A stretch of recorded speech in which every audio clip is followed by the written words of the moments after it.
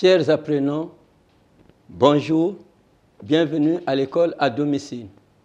Je suis M. Ndebani Mokono Stanislas, professeur d'histoire-géographie en classe de 3e. Notre leçon d'aujourd'hui aura pour titre la domination coloniale de l'Europe dans le monde au début du XXe siècle.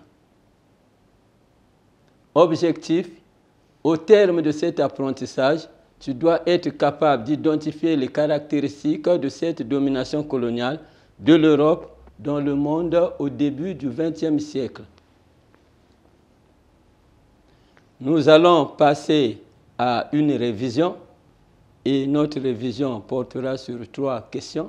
Question numéro 1. Définis les mots suivants. Colonie, métropole. Question numéro 2. Définis le terme suivant. Domination coloniale. Question numéro 3. Cite les pays européens qui ont plus dominé les autres dans le monde. Alors, parmi les réponses proposées, il y a la réponse numéro 1.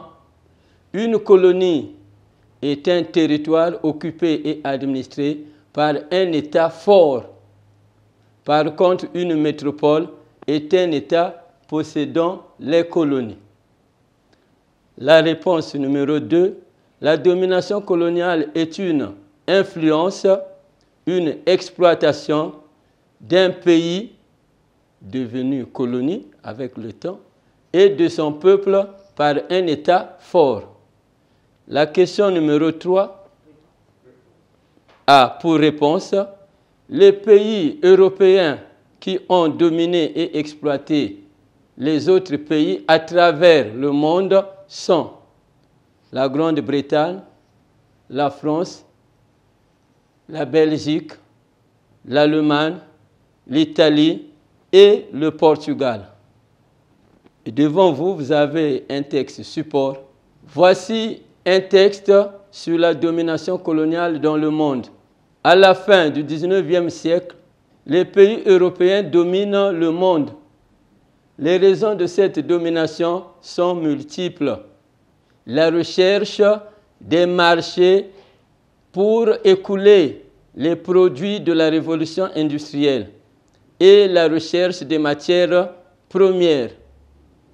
L'Europe veut aussi imposer sa civilisation et explorer la flore et la faune des autres pays.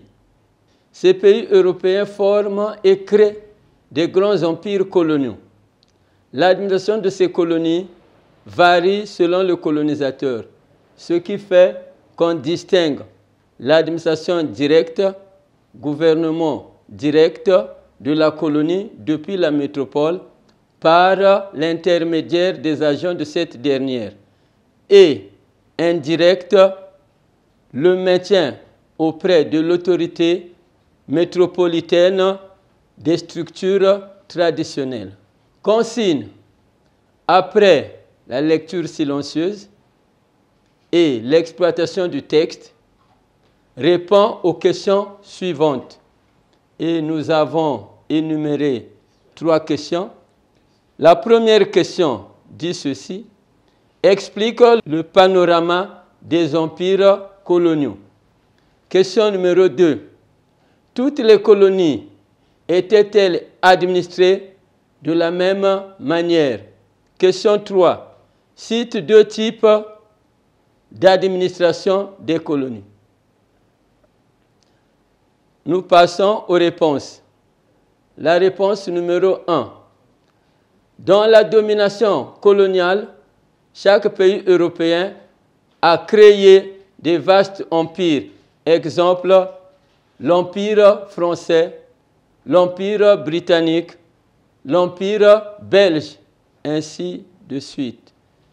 Nous passons maintenant à la réponse de la question numéro 2. Non, chaque métropole avait sa propre administration. La réponse à la question numéro 3. Il y avait l'administration directe depuis la métropole et l'administration indirecte associant les autorités locales. Après l'exploitation de notre texte, nous allons maintenant passer au résumé. À la fin du XIXe siècle, les pays européens dominent le monde. Les raisons de cette domination sont multiples.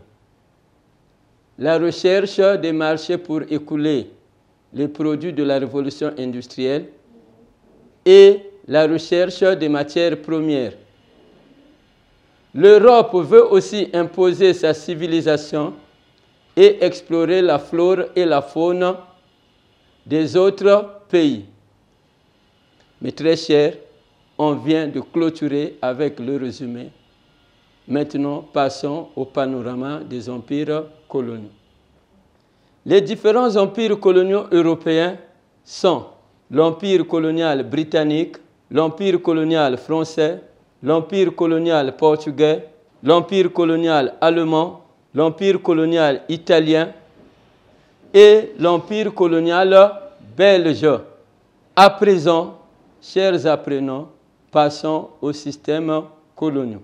On distingue deux systèmes coloniaux correspondant à deux types de colonies. L'administration directe appliquée dans les colonies incorporées et l'administration indirecte appliquée dans les colonies protégées. Chers apprenants, nous voici arrivés à la fin de notre cours portant sur la domination coloniale de l'Europe dans le monde au début du XXe siècle. Au revoir et à bientôt.